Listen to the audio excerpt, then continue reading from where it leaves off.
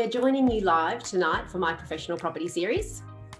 This is our second live for the series, and in the current environment, I hope to be doing more live for our professional property series. So welcome and thank you for joining us. It's been a crazy time for everybody through the last few weeks, of course, and for those with an interest in real estate especially, because it feels like we're updating our procedures and systems almost every other day. For those of you watching who don't know me, my name is Mel Dennis. I'm a director of Urbane Co, which we established around 20 years ago to assist investors with their rental properties and buying and purchasing as advocates. Property management is my passion, which I'm still very involved with the business. And for those of you who don't know me, I run a very tight ship with lots of systems and procedures, which has been really helpful, obviously, through these times. As I mentioned, every Thursday, I've been posting an interview for our professional property series, so please feel free to jump onto my Facebook and scroll back. I'm sure there will be some other topics there that interest you. But tonight, I have a very special guest with me, Megan Mander, the 2018 REIV Commercial Property Manager of the Year, who runs her own commercial leasing and managing business, Urbane Commercial. I don't cover commercial in our business and refer all of our commercial work over to Megan because she's such a rock star with commercial. So I'll throw the floor over to you, Megan, and you can introduce yourself to our audience and tell everyone a little bit about yourself. Absolutely. Hi, everyone, and thanks for joining. So I've been working in the commercial property management industry for about 20 years. I started in a boutique agency in Hawthorn. About 4 years ago, I opened my own commercial real estate agency where we predominantly work on management and also lease from our portfolio. I'm also a current committee member at the commercial industrial chapter at my own commercial real estate agency. Sorry, keep going. Yeah, and that's about it. Yeah, fantastic. So just trying to get my Facebook feed up so I can see any questions coming through. Great to have you with us, Jojo and Harul. Great to see you there. And Warwick Brooks is watching too. Welcome, Naomi. So COVID-19 has thrown us all into a lot of turmoil. Last week, I held a live to discuss how COVID-19 has affected the residential market. So make sure you jump back and check out that if you're interested in the resi market. That was held with Warwick Brooks, who is also a director of Urbane Co. This week, we have invited Megan to discuss the commercial issues around COVID-19. There's been a few good weeks there where everybody in real estate has been a little bit up in the air with tenants suffering hardships, us really not knowing how to deal with it and what was going to be legislated with the government.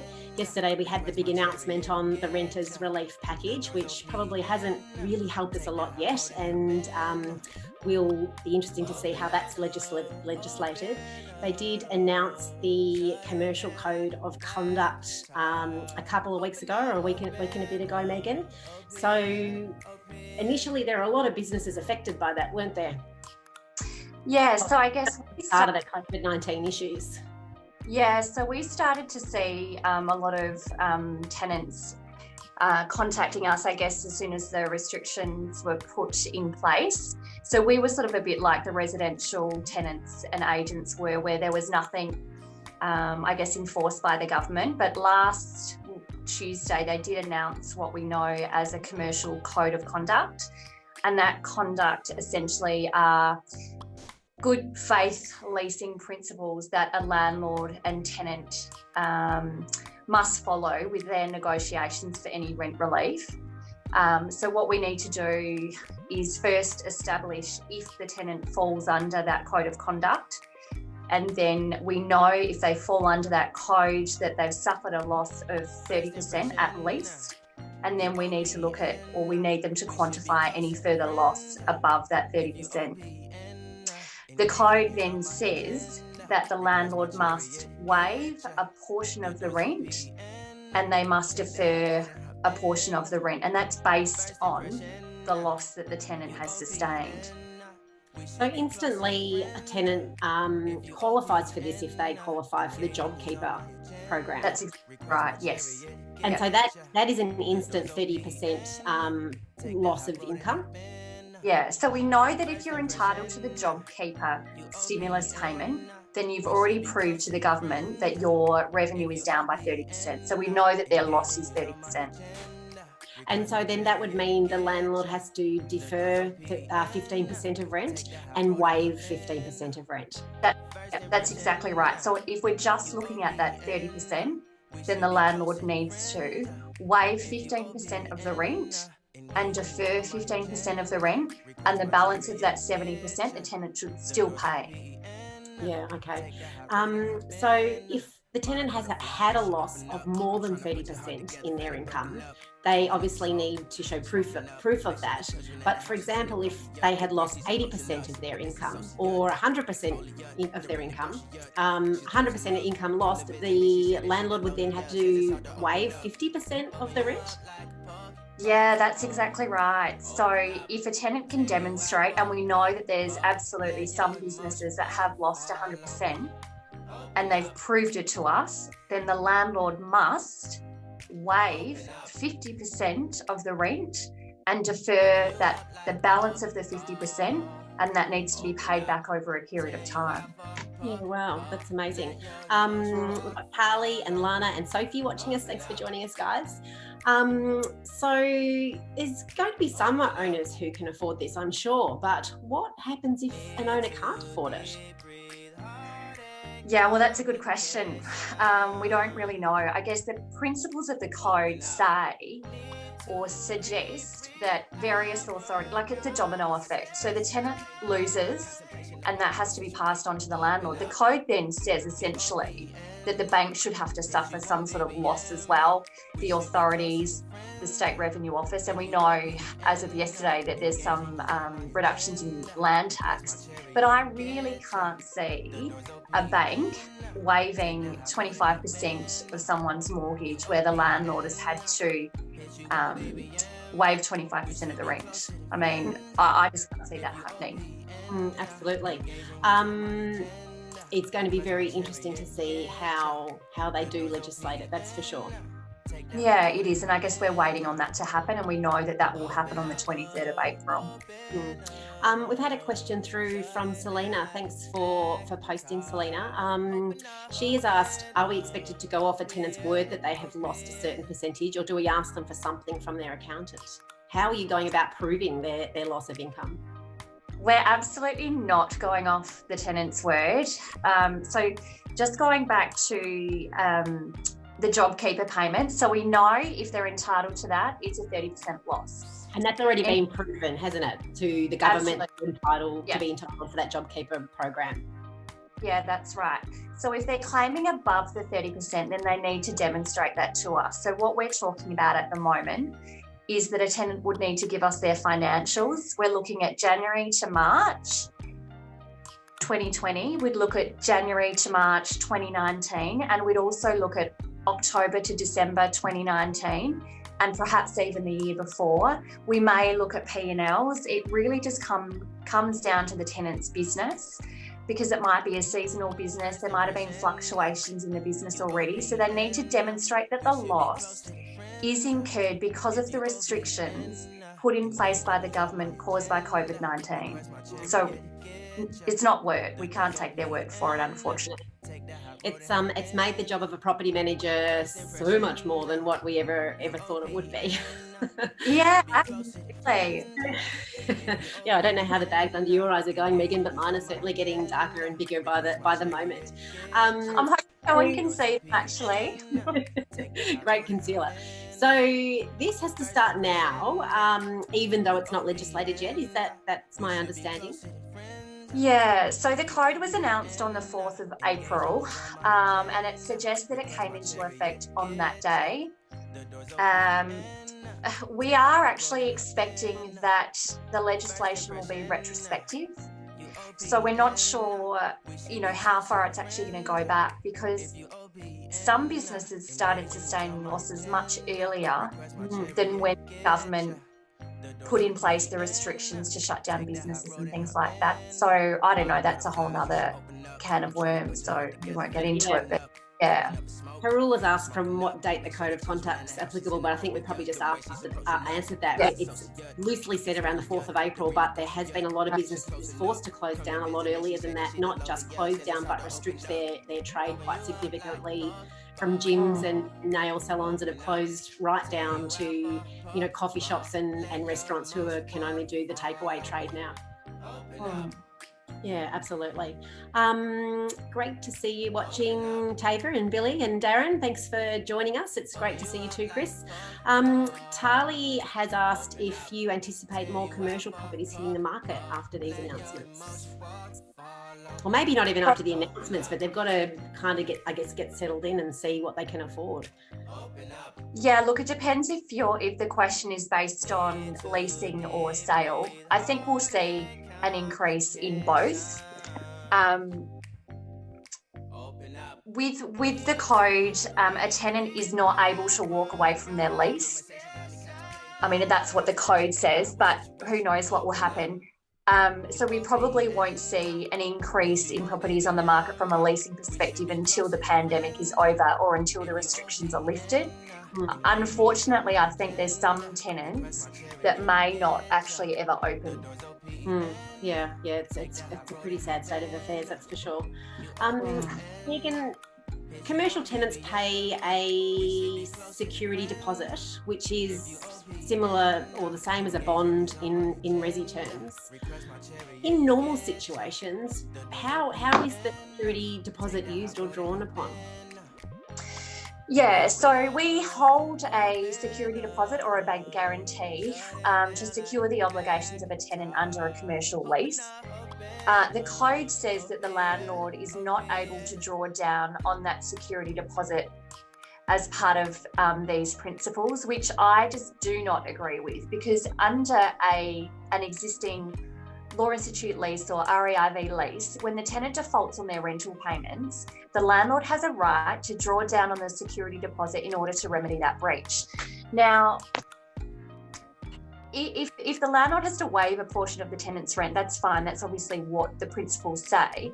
But the deferral payment the tenant has to pay back at some stage, and it may actually help the tenant's cash flow to allow the landlord to draw down on that security deposit now versus the tenant having to fork out more money when they start trading again. So I actually think if we can, and it's not against the law, that landlords and tenants should be able to agree to do that. Yeah. But we'll see. I mean, I don't know. Seems a little crazy that you can't do that. So there is possibility though that you may be able to negotiate outside of the code. So if a landlord and a tenant come together and agree upon something, for example, you using the security deposit, that potentially could be possible in the future. Yeah, well, I hope so. The few conversations that I've had with various tenants, landlords, and even their legal advisors, we all think it's a good idea. And we believe that we can come to that agreement with the tenant, but we just have to wait and see what they legislate. Absolutely. We have another question from Selena. She's asking if she's already made a lot of agreements between the commercial tenant and the landlord. Are they now void, and will new arrangements need to be made to comply with the new code? Yeah, again, it's an interesting question because we certainly have entered a number of agreements with tenants prior to the code being announced. I guess it's a matter of having a conversation with the landlord and the tenant to see if both parties are happy with those agreements. In various circumstances, they may find that those agreements are better than what the principles of the code say. I guess to answer that, I don't know. We would need to check what is legislated, but I feel that as long as they're fair and both parties agree to them, then they stand. With the agreements that we did negotiate prior, they were short-term anyway, and they were to be reassessed at a period in time. We certainly didn't agree on anything sort of 6 months, 12 months out. So, yeah, I think it's a matter of having a conversation. And it's similar to what we're doing with our residential negotiations. We're taking it, 2 to 3 months at a time to say this is what we're going to right now, and that will be reassessed down the track. And I think in these times that are changing so much, to agree upon anything that is longer than a couple of months would be probably to detriment potentially of both parties. Yeah, absolutely. And I think the landlords, in good faith, tried to help those tenants that were affected immediately when the restrictions came into place. So I think that they were fair agreements at the time, but we'll just have to wait. Yeah, absolutely. We talked about a deferral of rent for tenants to help them through. Is there a set time for this to have to be paid back? Because there's obviously that portion that will be waived totally, and owners are going to have to just suck that up somehow. Hopefully the land tax announcement yesterday may help some owners, not all owners, but some owners. What's the set time that the tenants are going to have to try to pay back the deferred payments? Like, that's going to be really hard for a business that's not operating at all right now. Yeah, so I guess the payback the principles say no earlier than 24 months. So the deferral payment would not have to start for 2 years from whenever the pandemic is over up until the end of the lease. So essentially, whatever that payment is, it's spread across the balance of the lease. We're going to run into problems where leases are running out. How's the tenant's business going to go? Are they actually ever going to be able to pay that back in addition to the rent that they are going to have to pay? The other thing is we have an opportunity to extend out leases for the period of the pandemic. So if we're negotiating these arrangements for 3, 4, 6 months, 12 months worst case, we can extend the lease by the same period by agreement. Yeah, okay. So then it will affect or potentially affect the term of leases as well? Yes, it will. Yeah. So the leases will be extended out by the same period. Yeah, okay.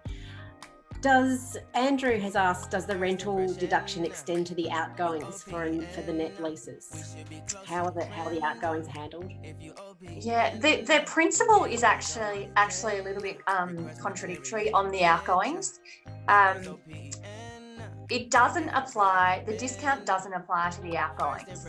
However, in the notes in the document, it does suggest that if a tenant is not trading, the landlord, where possible, should try and waive the outgoings. My reading of that and interpretation is that if the outgoings are still being incurred, then they can be passed on and recovered from the tenant. Okay. Got a few watchers, which is great. Terry, Marina and Michelle, great to have you join us. And Scott and Kay, thank you for watching tonight. Megan, can you give us an example, I guess like a real life example of how this has affected, say, a gym, for example? Yeah, absolutely. So the gyms were one of the first, I guess, businesses to be affected by stage 1 restrictions, I think. So they had to shut their doors straight away. Now, it's fairly obvious that their revenue has stopped when the restrictions started. So we can assume that they're losing 95 to 100% of their income. We do need to check that they are entitled to the JobKeeper payment to know that we need to negotiate based on the code. But we're assuming that it's 100% revenue loss. We also do need to take into consideration some of the incentive payments that they may get from the government to offset the loss. So it may not be 100%, but let's call it 100%. So in that scenario, the landlord must write off 50% of the rent that's payable and defer the other 50% to be paid back no earlier than 24 months across the period of their lease. Simple as that. Okay. Simple as that. It's simple as that. So as simple as that, but Chris asks, what will happen if there is no agreed outcome in the dispute of the percentage of the loss of income? Say that again. So what happens if there is not an agreed amount on the percentage of loss of income? I think that's what you're asking there, Chris. Correct me if I'm wrong. So for example, I'm running and I've told you I've lost 50% of my income, and I've given you the documents to prove it, but they're not showing what you need to see to prove it. What happens then? Yeah, it's going to be tough, isn't it? So I guess there's common sense That's part of the answer. So we know that a gym's lost 100%, right? Yeah. Now, we're in an argument with, this is an example, we're in an argument with a retailer or perhaps even a foodie that we know is still trading, but their business is in decline. So say they're claiming 60%, and we don't agree because the evidence doesn't show that their revenue has dropped by that much, but they're still suggesting that it is accurate. My suggestion in this scenario is that we deal with it on the basis that it's 30%. So we apply the waiver, the deferral based on the 30%. Obviously, they're not going to pay, but we would invoice them for the balance, so the 70%. We are saying that until the parties have reached an agreement, really the rent should still be paid. So it's going to be a drawn out process in that scenario. So if we can't agree, then it will go to mediation, and we're still just working out what that's going to look like and actually how long it will take to go to mediation. However, we do know that where the parties have entered into negotiation, they will have the first right to mediation. Yeah, okay. So you need to attempt to negotiate it. Yeah.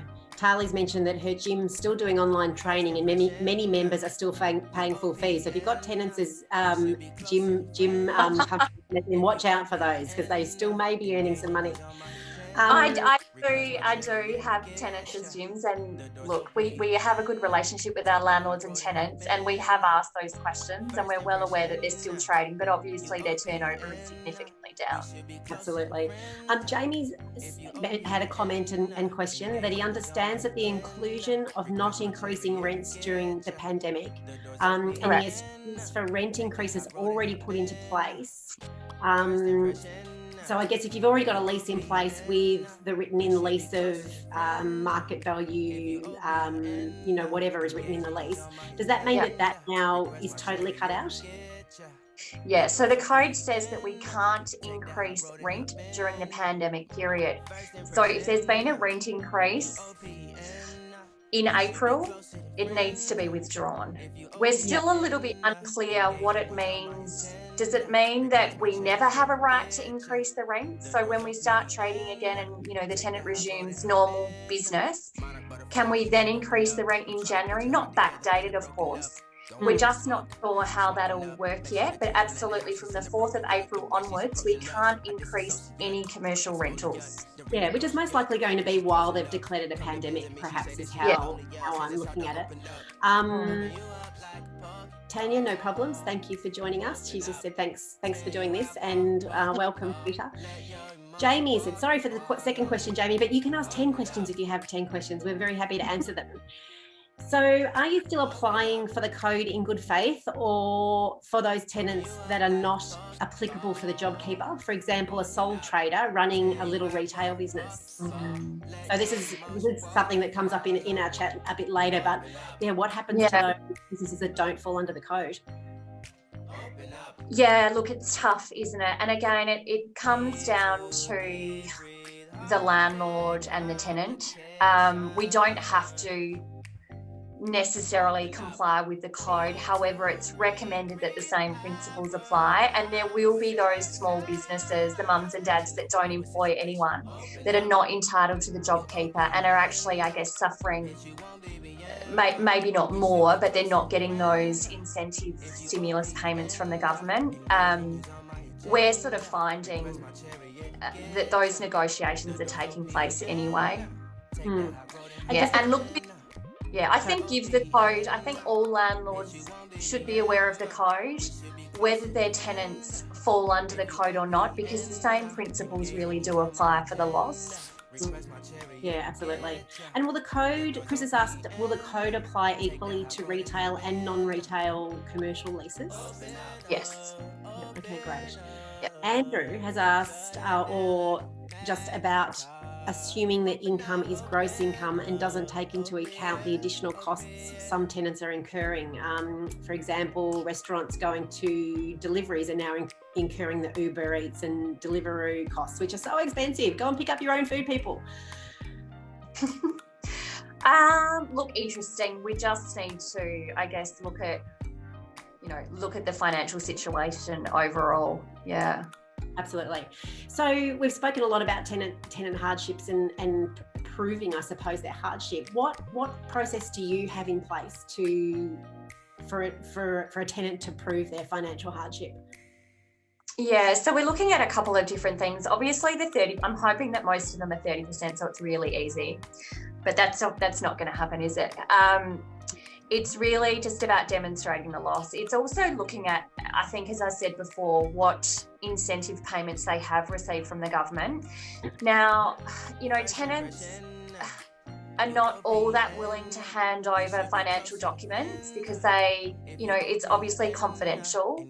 Now, when we do initially process a commercial tenants application form, we do ask for all of that information back then. So it's sort of a similar process. And if you're claiming your business has suffered 60, 70% and you're still open trading and we can't really see that you've been affected by it, then, you're going to have to hand it over.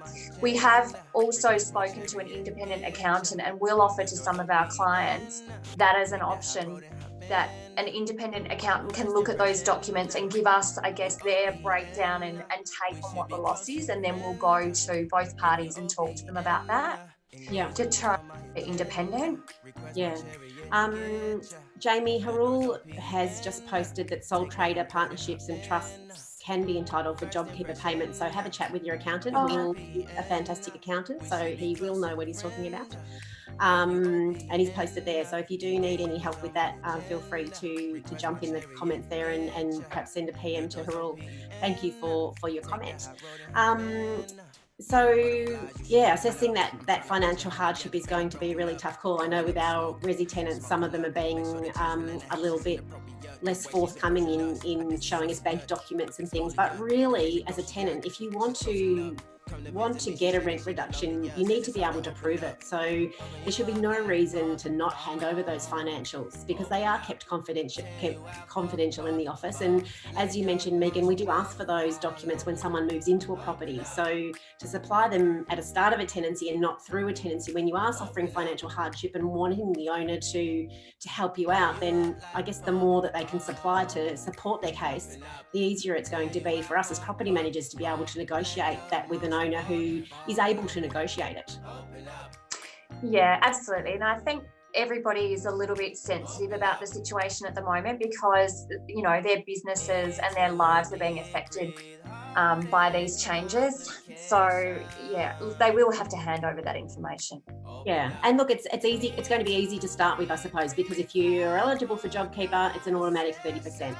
That kind of makes you just a little bit easier. It's just where people need more than the 30%, where they're going to have to prove it. And I understand there's probably limited businesses that won't qualify for the JobKeeper if they've lost their income. So for the businesses that don't fall under the code, that's just up to the tenant and the landlord to negotiate. Yeah, that's right. Yeah, so again, you should follow the principles, but there's nothing that requires you to, I guess, essentially. Yeah, okay. Warwick has asked a question. If a tenant wants to end their lease early and have the property put up for rent, but the market rate is now a lot lower than what they're currently paying, can the landlord advertise for the same amount, which will be over market rent if the tenant is paying, or will they need to meet the market? Thanks for the question, Warwick. I guess the code says that the tenant needs to honour their obligations of the lease. So that is up until the expiry date or any extended period based on the deferral payments. However, there will certainly be some properties that will come on the market, and I'd be really concerned about a landlord wanting to or trying to achieve the current rent because I just don't see it happening.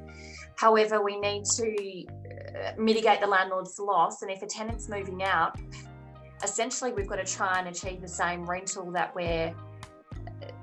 forms part of the lease. It's going to be a difficult scenario, and I guess it's about having the conversation with the client, because in order to mitigate the loss, we've got to try and find a tenant as quickly as we can, and that would not be leasing something at the same rent. That's right. Tali has also asked, will subleasing rules be relaxed in these times if a tenant is looking to supplement its commercial tenancy obligations? I don't have a problem, or I don't think a commercial lease really prevents subleasing. So both the REIV lease and the LIV lease, the Law Institute lease, allow subletting.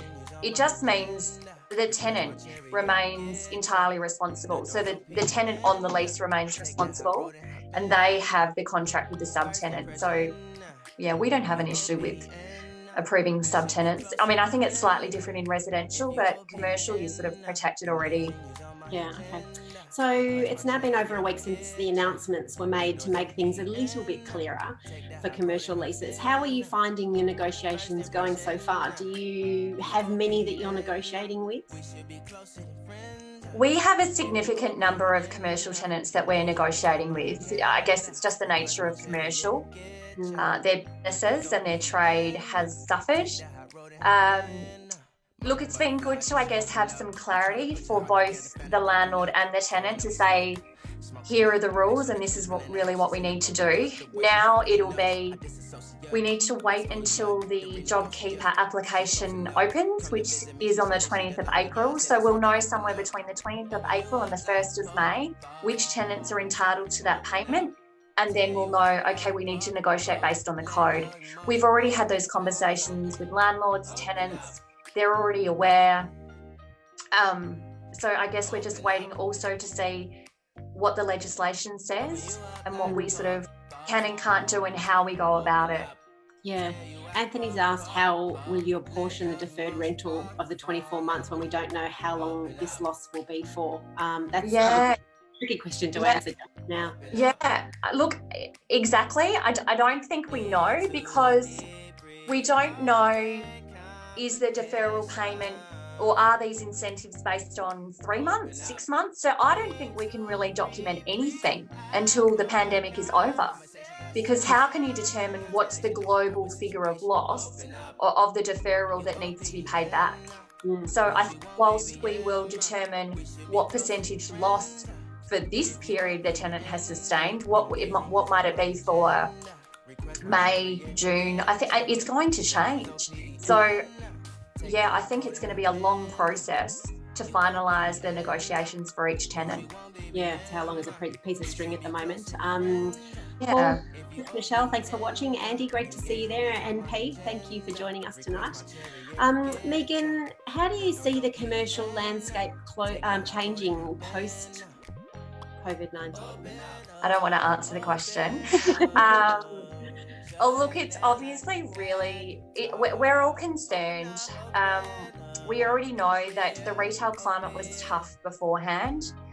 There's a lot of properties for lease around the place. So retail was already struggling, and this situation is certainly not helping. And as I mentioned before, unfortunately, we will see a number of businesses go into administration. We'll see businesses that won't open again, and that'll therefore mean there'll be a number of properties coming onto the market. We'll have a lot of supply, and there just won't be the demand. So what does that mean? That means, well, I think we know what that means. It means that rents are obviously going to decrease. Yeah, and you've got, even around where we are in Hawthorn and Bridge Road is a big one where there's a lot of shops that are vacant, unfortunately, and landlords holding out for that rent that they want to achieve. It's just going to be really from now on. We're seeing it in residential as well, quite hard to do. Yeah, it's going to be tough. So hopefully we can come to agreements with the tenants to try and get them to stay where possible. And I guess that's what this code is about, to try and see businesses come through to the other side. Yeah, terrific. Ben's popped in to watch us, which is terrific. Thanks for joining us. So to recap for everyone watching, as a commercial landlord, what do they have to do? How do they do it? And what will that look like for them? So they need to stay calm, firstly. But Trusted they need, by their property manager. yeah, that's right. They need to have a good real estate agent acting for them so that they can, I guess, be one step away from it all. So they need to understand, does their tenant fall under the principles of the code? So are they entitled to the JobKeeper payment? They need to understand how their tenant has been affected. Did they close? Are they still trading? And then we need to look at the evidence that the tenant provides us supporting any claim above that 30%. And then we obviously need to negotiate based on the principles of the code. And also we do need to, the tenant does need to prove outside of their loss that they're in hardship, that they really are unable to meet the commitments of the lease. So I don't think it's just about the loss. It's about, you know, they might have capacity. What stimulus payments are they getting from the government? Yeah, it's a tough one. Kirsten has asked, what would you do if you have a national tenant? I'm not sure what a national tenant is, maybe commercial tenant, who is simply refusing to pay rent or telling you that they will be paying a reduced rental based on their sales figures and not giving the landlord the chance to negotiate. Yeah, we've had that scenario. So I'm presuming that they don't fall under the code. Depends what sort of tenant it is. So you need to really have an understanding of, are they still trading? And I guess just gauge what sort of loss have they incurred. For instance, as an example, we have McDonald's and Hungry Jack's as tenants. So we know that their business is suffering, but they're still trading. In fact, maybe their income is increasing because people are doing the drive-through. I don't know. Let's have a look at it. You know, what does the evidence say? So I would just argue with them that, in a nice way, until there's an agreement in place between the landlord and tenant. The code says, and we know that they need to honour their obligations under the lease. So depending on, I guess, where you stand with your tenant, you might even serve them with a notice of breach. It's potentially a little bit harsh in this climate, but let's sort of look at the bigger picture. Yeah, I mean, those guys are just going to play hard because it's an opportunity for them. And we are finding that with the residential tenancies as well. Some tenants are just refusing to pay. Consumer Affairs. It's not the right thing to do. No, it's not. It really needs to be a negotiation between both parties, and that definitely has to happen. Consumer Affairs Victoria announced yesterday that they're setting up a board to be able to negotiate between a landlord and tenant, to be an independent party to then put something out on the table that is fair for both parties if an agreement can't be reached. Is there anything like that for commercial? I know it's a lot harder without having tribunals and things that we have in Resi. Yeah, there is. So there's the Office of the Small Business Commissioner who will hear the mediations between a landlord and a tenant. But I think, as I mentioned before, there's going to be so many people that go to mediation. So they've said the people that will have the first right to go to mediation are those parties that have already tried to negotiate. So in that scenario of a national tenant just playing hardball, they can't just do that. They need to be reasonable, and they need to prove that they've suffered a loss and that there is financial hardship, not just COVID-19 not paying rent. Yeah, absolutely. George and Anne, thank you for watching. Good to have you on board.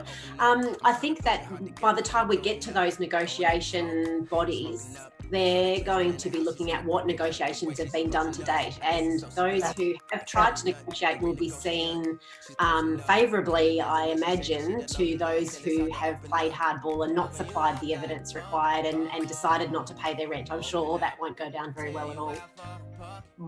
Yeah, no, it won't.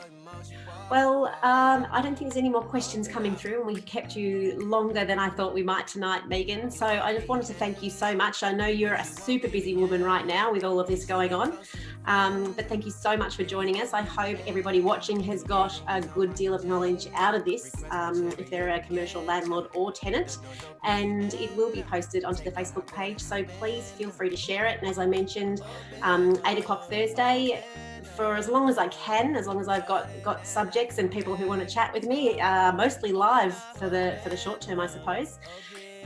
feel free. Love to see your comments and likes and shares on the Facebook page. So thanks again, and we'll see you next Thursday. Thank you for watching another Bye. one of my professional property series interviews. I'd love to see your comments, and please like and subscribe to my social channels on Facebook and YouTube.